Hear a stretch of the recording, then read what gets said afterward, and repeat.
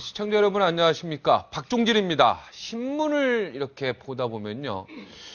야, 누가 이 명예 박사니 명예 시민증 받는 게 의문일 때가 있습니다. 저 사람이랑 저 학교랑 무슨 상관인데 저런 걸 받나 부럽기도 하죠. 그런데 최근에 인터넷에서 이 사람한테 명예 국회의원증을 줘야 한다. 이런 주장을 합니다. 네, 누가 주장을 하니까 맞다면서 서명운동까지 펼치겠다고 합니다. 네, 민주당 김부겸 전 의원, 또 이정현 의원입니다.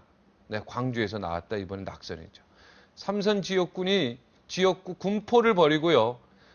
혈혈단신으로 적진 대구에 도전했다가 장렬하게 패했는데 김부겸 의원이 네, 민주당 중진으로는 최초로 네, 박종진 쾌도남마에 나오십니다. 지역구도도 타파하시고 네, 종편 보이콧도 타파하시고 네, 지금 잠시 후에 만나보도록 하겠습니다. 먼저 오늘 금요일입니다. 정치계 현안부터 짚어보겠습니다. 촌철살인 윤창중 컬럼세상 대표가 함께 자리했습니다. 안녕하십니까? 안녕하세요. 네. 또 새로운 제안을 하셨습니다. 예, 그렇습니다. 박근혜 위원장하고 김문수 지사하고 네. 러닝메이트로 나와야 한다. 네. 네, 이건 새로운 제안인데 뭔가 새롭게 느껴지는데요. 멋지게 느껴지는데요. 그렇습니다. 네. 이 박근혜와 김문수의 러닝메이트 카드를 우리가 한번 생각해 볼 수 있다. 이렇게 생각하는데요. 네. 그 현재 지금 새누리당은 기본적으로 네. 이 경선 딜레마의 지금 수렁에 빠져 있습니다. 네. 뭐냐면 경선을 극적으로 잘 치러가지고 네. 그 효과를 극대화해야만 본선에서 이길 수 있다. 네. 이렇게 이야기를 하는데 네. 이게 말인즉슨 맞는 말입니다. 그런데 이 박근혜의 지지도가 압도적이기 때문에 네. 그야말로 사상 최고의 압도적인 지지율을 누리고 있고 또 이에 반해서 친이계 후보들 정몽준, 이재호, 임태희 이런 분들은 사실 지금 1%, 2% 안팎이란 말이죠. 그럼 여론조사에서 3% 미만이라는 것은요. 네. 이 나무 젓가락을 꼽아놔도 3%는 나온다는 겁니다. 바꿔 말하면 뭐냐면 여론조사에서 네. 3% 미만은 전혀 의미가 없는 숫자예요. 네. 그러니까 우리 윤창중 대표가 나가든 제가 나가든 3%는 나오는 겁니다. 네, 나무 젓가락을 네. 꼽아도 나온다. 그러니까 뭐 김두관 경남도지사가 1%나 1.5% 나온다는 것은 사실은 여론조사상으로는 잡히지 않는 숫자를 말하는 겁니다. 네. 자, 그런데 새누리당에서 경선을 통해 해서 극적 이변을 만들어가지고 경선을 치러한다. 말인즉 맞는 얘기예요. 네. 근데 현실적으로 박근혜와 다른 후보 간의 이 지도 격차가 정말 너무너무 크기 때문에 과연 경선을 현재의 룰 갖고 치러도 과연 되겠느냐. 그리고 또 이 친이계 대선 후보들이 주장하는 대로 완전 국민 경선제를 치른다 하더라도 과연 극적인 효과가 생기겠느냐. 오히려 전국 17개 시도죠. 세종시를 포함해가지고 서울, 경기, 인천 쭉 17개를 다 돌면서 국민 완전 경선제를 했는데 국민들이 100% 했는데 여기서 완전히 실패해버리면 더 큰 낭패를 볼 수 있다는 거죠. 네. 자, 그러면 뭐냐면 새누리당이 경선만이 살 길이 아니다. 경선만이 살 길이다. 이렇게 생각하는 것은 제가 볼 때는 큰 착각이라고 보는 거예요. 네. 어떻게 되느냐? 지금부터는 새누리당이 후보 간 합종 연행을 해야 됩니다. 그 합종 연행을 하면서 소위 말하는 야당의 후보 단일화에 맞서야 되는 거예요. 야당은 지금 안철수 플러스 문재인 플러스 김두관이 가능 아니겠습니까? 네. 근데 이쪽에서는 뭐냐면 후보 간의 극적인 결합을 통해 가지고 극적 효과를 내야 되는 거예요. 지금 경선만 기다리고 있다가 아무것도 안 돼버리면 그야말로 한나라당 낭패가 되는 거죠. 네. 박근혜 김문수 지사가 어울립니까? 자, 여기서 그렇죠. 딱 여기서 바로 지금 우리가 생각해 볼 수 있는 거예요. 네. 이 박근혜와 김문수는 서로가 완전히 다른 인생을 살았습니다. 네. 박근혜 대표가 1952년생 60세고 김문수 도지사가 51년생 61세입니다. 네. 자, 박근혜는 박정희 대통령의 딸로서 성심여자고등학교와 서강대 전자공학과를 졸업했고 네. 김문수는 경북고등학교와 서울대 경영학과를 졸업했죠. 네. 자, 여기서부터 인생이 달라집니다. 박근혜는 22살의 나이에 1974년에 네. 유경수 여사가 갑자기 소위 말하는 문세왕의 총탄에 돌아가시니까 22살에 퍼스트 레이디 대리를 합니다. 이건 박근혜 인터넷 사이트 홈페이지에서 나온 겁니다. 퍼스트 레이디 대리를 하는데 74년부터 79년 동안 5년간 박정희 대통령을 보필했던 거죠. 자, 그러는 사이에 김문수는 뭐 했느냐?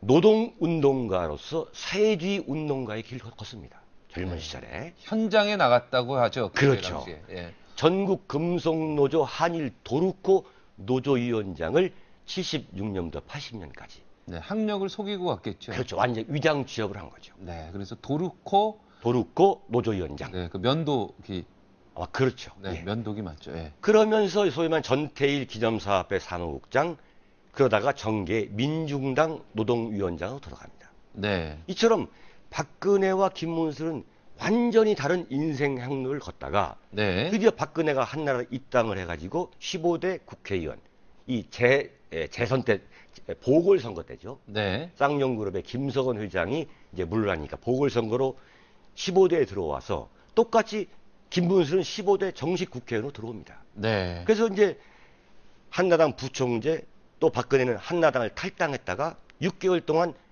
또 보따리 싸고 나가서 다시 이제 들어오죠. 네, 이래서 이제 한나당 대표의 길을 걷고 새누리당 비상대책위원장 현재 이르게 되는데 그 사이에 김문수는 이렇게 3선을 한 다음에 경기도지사를 재선하게 이르는데 네, 정말 대단합니다. 여기까지 보면은 진짜 네. 인생이 절대 같이 할 수 없는 인생인데, 그죠? 그렇죠. 네. 야, 여기서부터 갑자기 같아집니다. 여기서. 네, 네. 야, 참 인생은 어떻게 될지 몰라요. 그러니까. 네. 그죠? 그래서 제가 네. 볼 때는 뭐냐면 박근혜의 단점과 김문수의 단점을 따로따로 놓고 보면은 단점인데 네, 이 박근혜와 김문수가 러닝메이트로 결합을 할 때에는 네, 그 단점이 장점으로 극대화되는 네, 일종의 그 시너지 효과를 일으킬 수 있다는 거죠. 네, 무슨 얘기냐면은 산업화 세대와 민주화 세대의 화합이라는 세대 간, 시대 간 통합이 될 수가 있고 근데 또 지금- 남녀 성 간의 또 화합 이런 길을 여러 가지 의미의 시너지 효과를 이룰 수 있는 거예요. 그런데 말씀하시죠. 예, 윤창중 대표가 지금 이거 제안한 내용이요. 네. 좀 극적으로 한 11월이나 뭐 이 정도 나와야 되는 거 아닙니까? 지금 이렇게 제안을 해버리면 이거 좀 싱겁지 않겠습니까? 그렇죠. 이것도 좀 숨겨놨다가 몰래 그 비밀 라인으로 저쪽에 알려줬어야지. 제가 예. 비밀 라인으로 뭐 알릴 수는 없는 거고 네, 제가 이것을 미리 제안한 이유는 뭐냐면은 네, 선거란 건 말이죠. 한번 시작하게 되면은 감정 싸움을 벌여가지고 네, 나중에 돌아올 수 없게 됩니다. 네, 그래서 나는 박근혜와 김문수가 멀리 보고 멀리 던지는 정치를 하라 이거예요. 네, 서로가 극적으로 화합할 수 있는 겁니다. 네. 자, 그 시기와 방법을 찾아야 되는 거예요. 아, 그러니까 네. 요 컬럼을 좀 한번 보고 네. 돌아올 수 없는 다리를 건너지는 마라 이런 마라 경우네요. 이거죠. 예. 그죠? 결코 서로의 어떤 그 뭐라 그럴까 뭘 건들지 마라 이런 얘기 하겠습니까? 페어플레이를 하는 네, 거예요. 페어플레이를 하라. 서로가 서로를 인정해야 됩니다. 네. 근데 제가 이제 박근혜와 김문수의 러닝메이트 카드를 제가 제안한 이유는 네. 김문수 도지사의 경우 박정희 대통령의 산업화 공적에 대해서 100% 인정합니다. 네. 그렇죠. 광화문에 박정희 대통령 동상을 세우자는 분 아니겠어요? 네. 이승만 대통령의 동상을 세워야 되고. 네. 그런 면에서 지금 현재로서 서로 공유할 수 있는 가치가 충분히 있는 겁니다. 서로 적이 결코 아닌 거예요. 네. 자, 그러면은 여기서 새누리당이 이른바 180도 경선에 관한 코페르니쿠스적 발상에 전화를 해야 한다 이거예요. 네. 코페르니 발상이 뭡니까? 코페르니쿠스적 발상. 네. 완전히 거꾸로. 경선을 해서 여기서 그냥 피 튀기게 서로가 뭐 엄청나게 막 적이 돼가지고 싸워가지고 나중에 만나지도 못하는 이런 상황이 되지 말고 네. 서로가 완전히 페어플레이를 해가지고 서로가 극적으로 결합하는 거예요. 네. 코페르니쿠스가 지구가 돌다 얘기한 거죠? 그렇죠. 거꾸로, 그렇죠. 야, 하늘이 도는 게 아니라 지구가 돈다. 네, 거꾸로 얘기한 거죠? 그렇게 얘기한 거죠. 네, 그게 옳았죠. 옳았죠. 네. 그런 발상의 전환을 하면서 정치를 좀 품위 있게 아주 좀 운신의 폭을 넓히면서 하라 이거예요. 네. 경선만 갖고 그냥 죽자 살기로 싸우지 말고 이걸 큰 국가 경영 청산이라든가 왜 김문수냐, 왜 박근혜냐 하는 정책을 내려라 이거죠. 박근혜 정몽준, 박근혜 이재호가 되면 안 됩니까? 저는 견해를 달리해요. 아, 견해를 달리. 네. 예컨대 박근혜와 정몽준의 결합은 사실 의미가 없습니다. 서로 상당히 비슷하니까. 비슷합니다. 박근혜 이재호도 결합은 의미가 있죠. 그건 제가 볼 때 독재자의 딸이라까지 했는데 네. 그 결합한다는 게 좀 우습지 않아요? 네, 돌아갈 수 없는 강을 네. 거기는 좀 건넜네요, 두 분은. 좀 서로 좀 많이 건넌 거 아니겠어요? 많이 건넜고. 네, 네. 아, 여러 가지를 다 생각하신 거군요.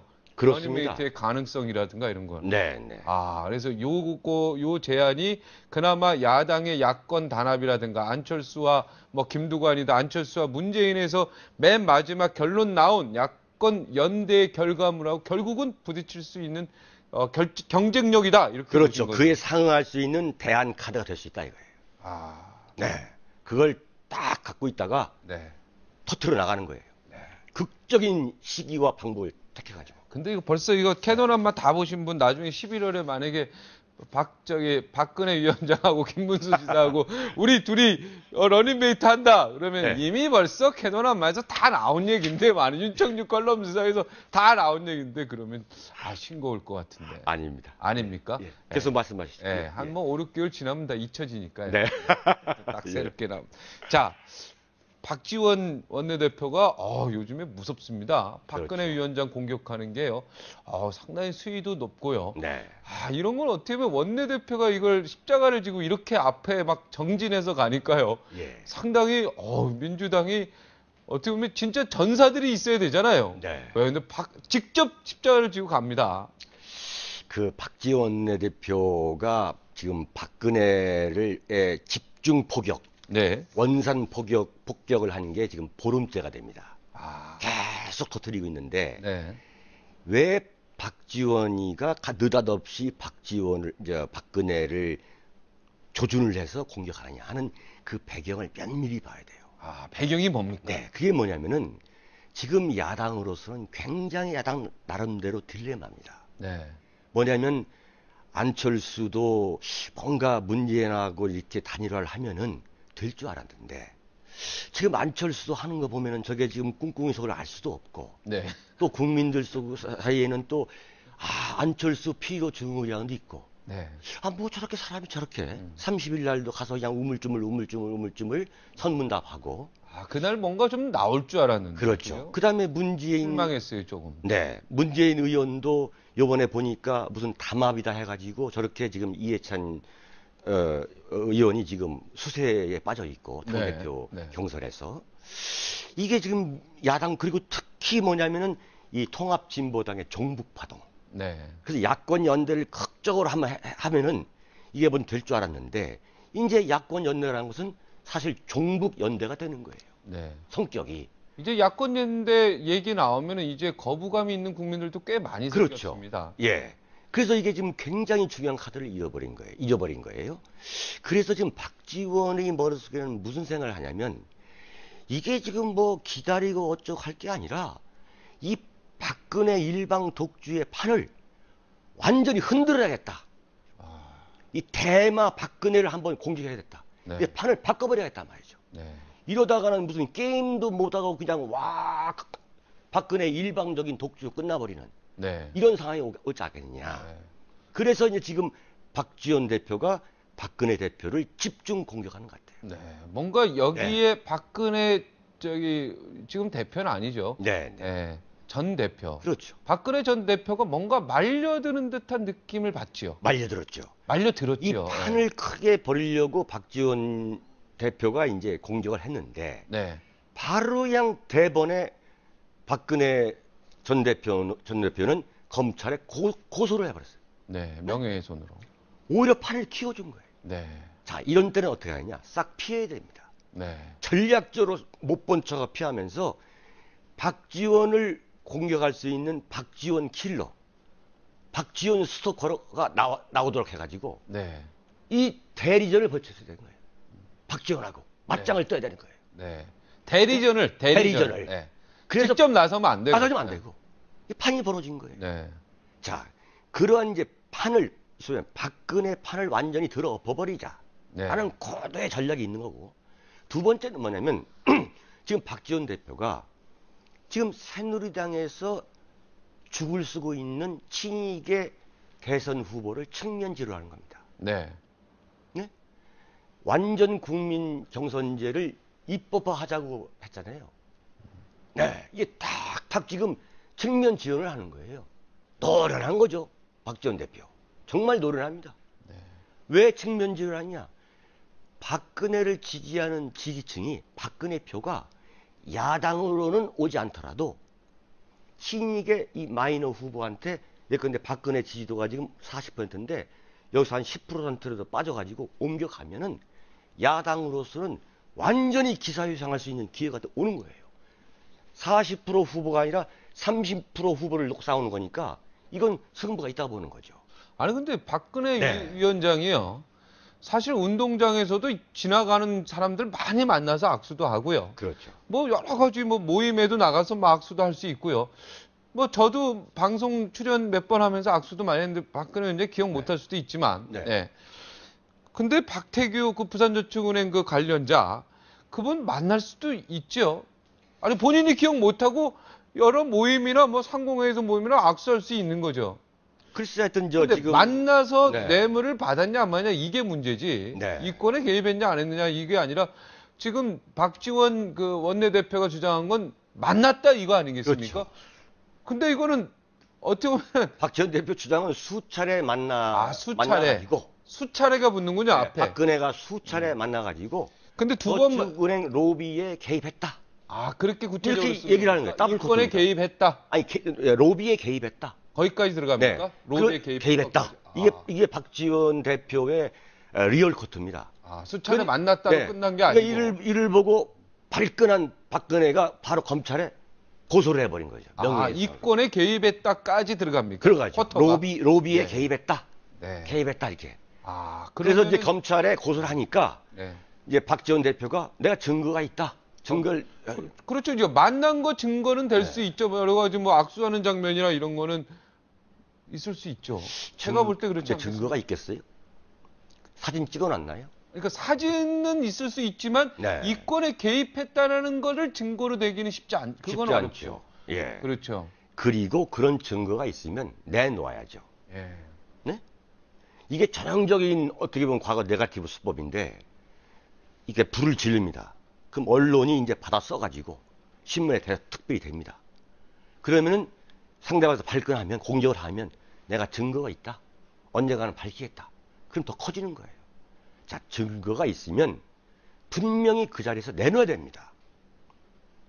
정말 대한민국 정치가 이렇게 하면 안 돼. 이거 완전히 지렸던 싸움인데 내가 박양크한테 박양크가 누구를 만난 걸 내가 알고 있다.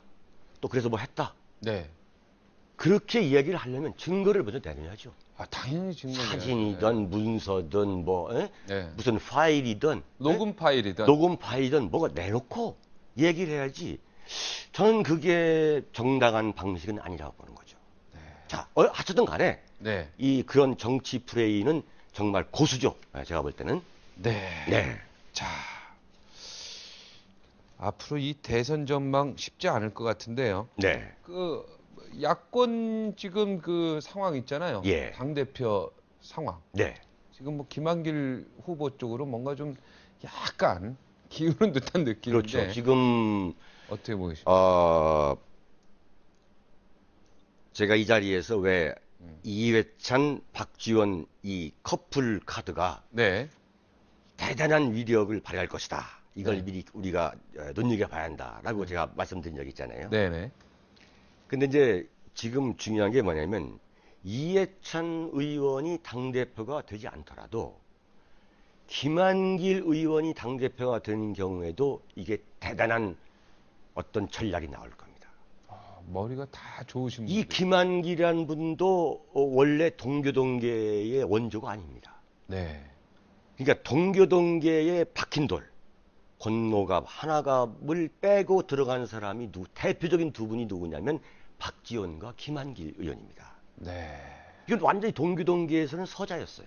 네. 근데 이분들이 들어갔어요.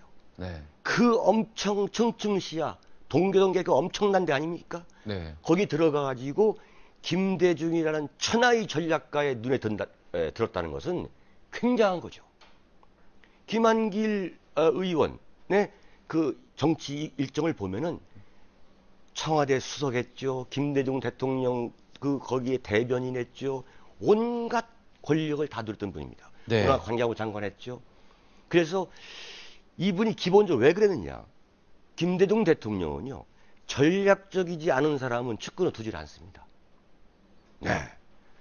만약에 이번에 김한길 의원이 당대표가 될 경우에도 이 새누리당을 갖고 이 전략적 접근을 하는 거 아주 환상적일 거예요. 제가 볼 때는. 호흡이 잘 맞을 거예요. 맞을 겁니다. 박지원 원내대표. 원내대표하고도 호흡이 맞을 거예요. 눈빛만 봐도 서로 알죠. 그렇죠. 그래서 과연 박근혜 대표와 새누리당의 그 정치를 단선적으로 하고 이 단세포적으로 하는 이 다면적인 정치를 할 줄 모르는 이 웰빙 새누리당이 과연 김한길 박지원 또는 이해찬 박지원 이 카드에 어떻게 대응할 거냐. 이것도 아주 굉장히 관심사예요. 다음 아마 주에 대선 전국을 크게 바꿔놓을 요동치게 할 겁니다. 다음 주에 계속됩니다. 계속 할까요? 오늘은 여기서 마치겠습니다. 아이고, 고맙습니다. 감사합니다. 네. 당선보다요 빛나는 낙선이 있습니다. 선거에 떨어졌는데 이분은 박수를 더 받았습니다. 또 민주당에서 입지도 더욱 강화됐습니다. 김부겸 전 최고위원 민주당 현안에 대해서 하실 말씀이 많다고 합니다. 다 여쭤보고요 속 시원히 대답 들어보겠습니다. 60초 후에 만나보겠습니다.